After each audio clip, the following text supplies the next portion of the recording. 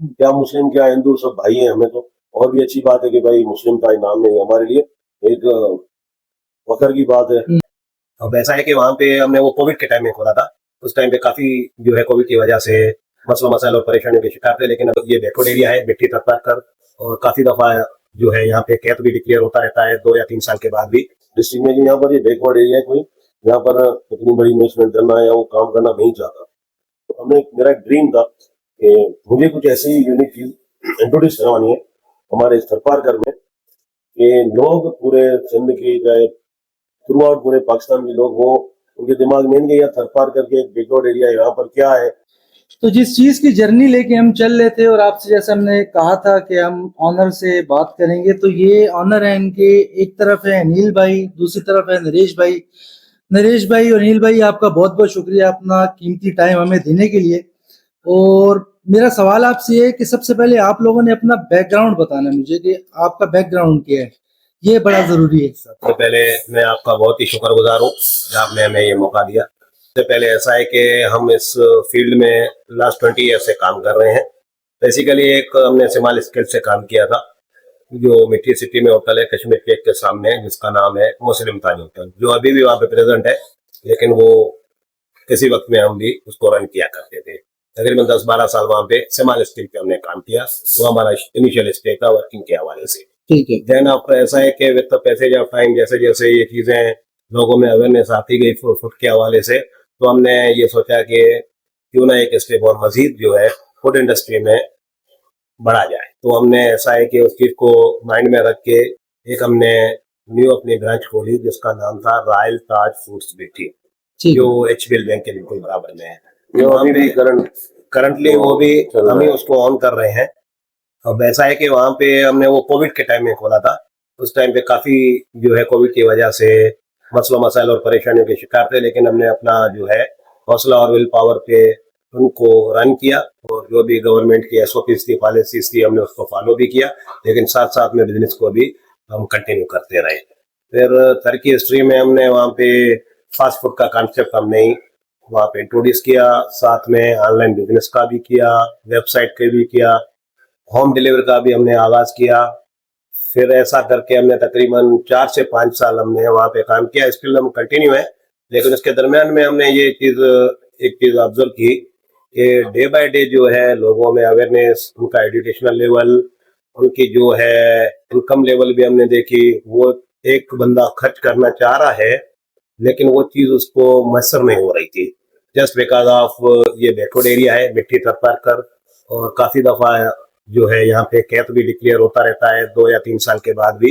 ये जो हमने अपना रेस्टोरेंट का जैसे आगाज किया था ना 2002 में, तो I was first over here to introduce hotel line. तो बड़ा वो टफ टाइम था, नया माहौल था, नई फील्ड थी, तो वी आर नीडी कि भाई कोई ऐसा सिस्टम बनाया जाए कि जिसमें आउटपुट अच्छा हो और एक अपनी पब्लिसिटी भी हो, एक न्यू चीज भी मुतारिफ हो ना हमारे डिस्ट्रिक्ट में, कि यहाँ पर ये बैकवर्ड एरिया है, कोई यहाँ पर इतनी बड़ी इन्वेस्टमेंट करना या वो काम करना नहीं चाहता। तो बस हमने अल्लाह का नाम लेके उनका शुरू किया।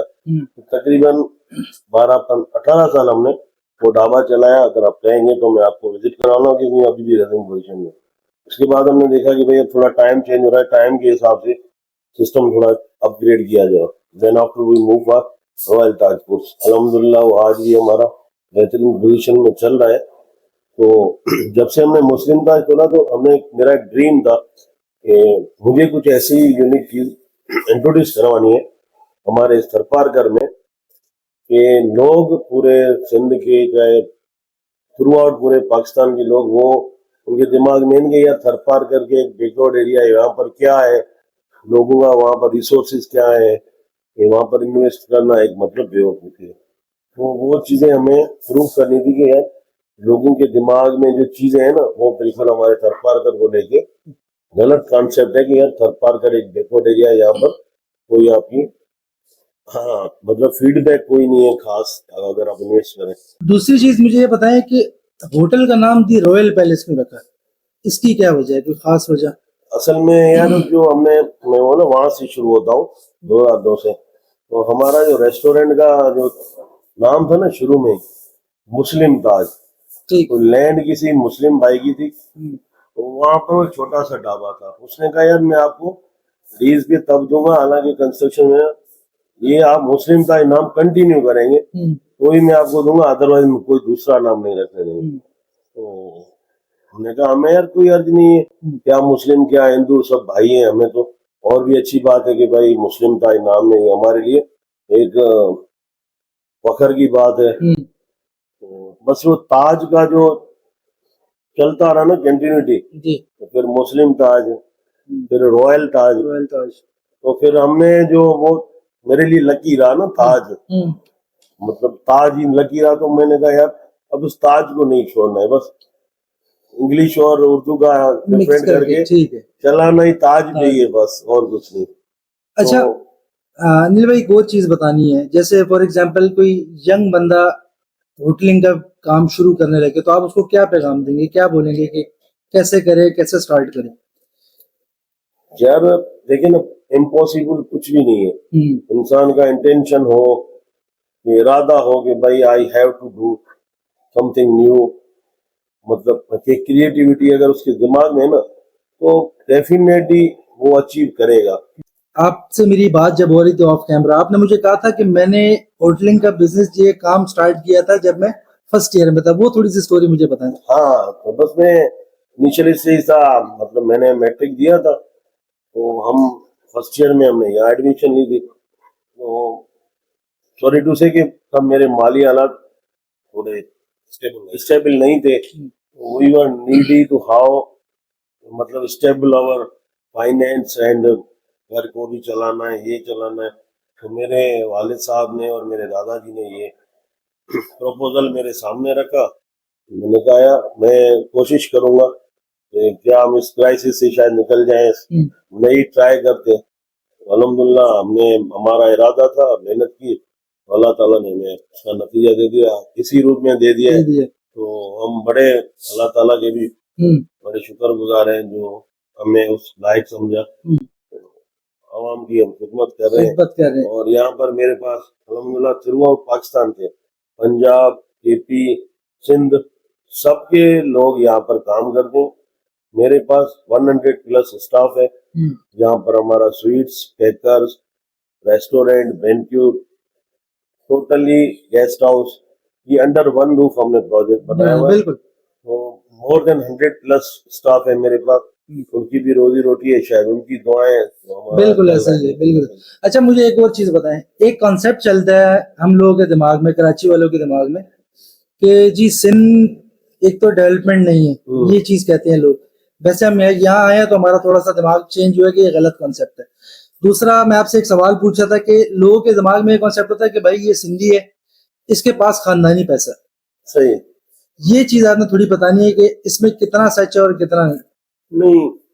ये हकीकत भी है, मतलब 90% ऐसा ही है, मगर मैं उन 10% में से हूँ जिसने खुद मतलब स्ट्रगल करके एक अपना मकाम बनाया, पेरेंट्स की दुआओं से, उससे कि हमारा बैकग्राउंड तो वैसे अल्हम्दुलिल्लाह हम बेसिकली हम अच्छा, हमारा एक बैकग्राउंड है, अच्छा हमारा नाम है, मगर ये कि पैसा है कभी है कभी नहीं है, तो इस पे तो गुरूर कर ही नहीं सकता बंदा। लास्ट क्वेश्चन ये है कि आप जॉब रेकमेंड करते हैं या बिजनेस, या यंग जनरेशन को?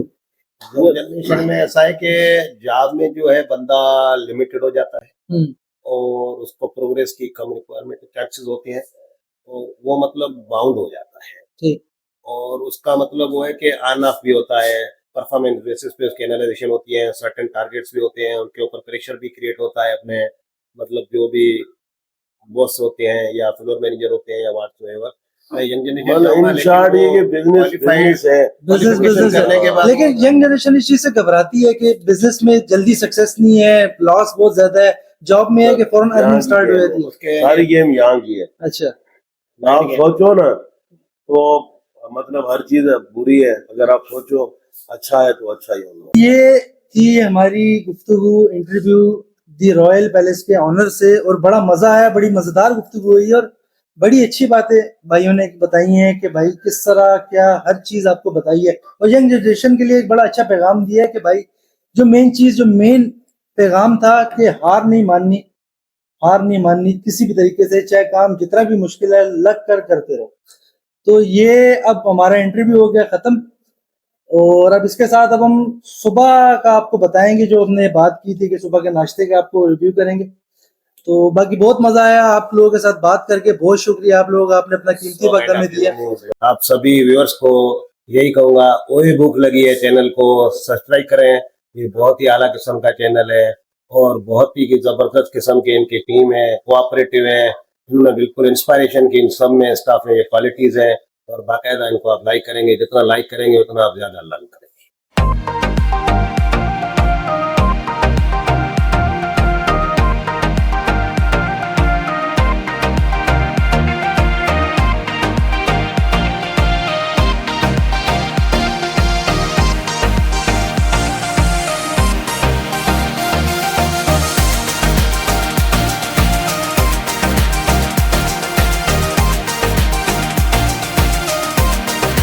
अस्सलाम वालेकुम दोस्तों। तो भाई जैसे हमने आपसे बात की थी कि हम लोग ये रॉयल पैलेस का सुबह नाश्ता करके जाएंगे, तो मेरे साथ मेरे भाई ने ज्वाइन कर लिया है। वो मुझे कह रहा था कि यार तू मुझे वीडियो में नहीं ले रहा है ये वो। मैं कहा यार वीडियो में तुझे लेंगे, तू हमारा जो है ना वो एंड मोमेंट का जो चेहरा है। तो 2 दिन हो गए, अम्मी की भी कॉल आ रही है कि दही लेने निकले थे, और यहाँ 2 दिन से जो है ना मिट्टी थरपार कर मैं बैठा हूँ। अम्मी को भी क्या बताऊं कि दही मिट्टी थरपार कर तक लेने आ गया हूँ। अब क्या करूं मैं। यार ये थी इसकी कॉमेडी जिस पे आपने करनी है क्लैपिंग। बाकी यार ये भाई हमारा कहीं हमने दूर जाना होता है तो ये हमारे लिए अवेलेबल होता है, अपने काम से हम छोड़ के आता है भाई, उसका बड़ा थैंक्स है इस चीज़ का, ये हमारा साथ देता है इस चीज़ पे। बाकी दूसरा ये है कि अरीब तुमसे भाई से हमने खाने का रिव्यू नहीं लिया था, तुम खाने का रिव्यू बताओ कैसा तो मिलेगा खाना। यार टू बी ऑनेस्ट, मैं जो एक्सप्लोर करता हूँ ना वो ओए भूख लगी की टीम के साथ करता हूँ। तो अभी हम सिंध में मैंने एक्सप्लोर करा है इनके साथ, और ये मिट्टी थरपारकर के शहर में जो हम लेकर आए लिटरली जो है ना वो बहुत मेरा मजे का एक्सपीरियंस रहा। और इस शहर के अंदर इस तरह का एक जो है वो पैलेस, और उस पैलेस में इतनी सब कुछ लॉट्स ऑफ वैरायटी फूड्स के अंदर भी जो है जिस तरह के इन्होंने हमें हॉस्पिटैलिटी रात में दी है, पूरे 2 दिन से हमें दे रहे हैं। फिर रात में जिस तरह से उन्होंने हमें फूड सर्व करा, और फूड के अंदर जो क्वालिटी, इवन कराची में भूल गया था रात में खाना खाने के बाद, बहुत जो है ना वो उम्दा खाने थे इनके, और बहुत ही कोई ना उम्दा लजीज डिश इनके पास मौजूद है, वो भी इस शहर के अंदर की जहाँ अनएक्सपेक्टेड जो है ना चीज़ें होती हैं कि हम कभी भी एक्सपेक्ट नहीं कर सकते कि ये चीज़ें इस शहर के अंदर भी मिलेंगी। तो I am thankful to my boys और भूख लगी, और फिर इन लोगों का भी कि जिन्होंने हमें इनवाइट करा, और उसके बाद जो है हमें इस तरह की चीज़ें यहाँ पे एक्सप्लोर कराई, और इतना जो है ना वो उम्दा एक्सपीरियंस करवाया। That's grateful for me. तो भाई ये थी इसकी स्पीच जो उससे दी थी, जो स्कूल टाइम पे इसने याद की थी, टू माई प्रिंसिपल वाली।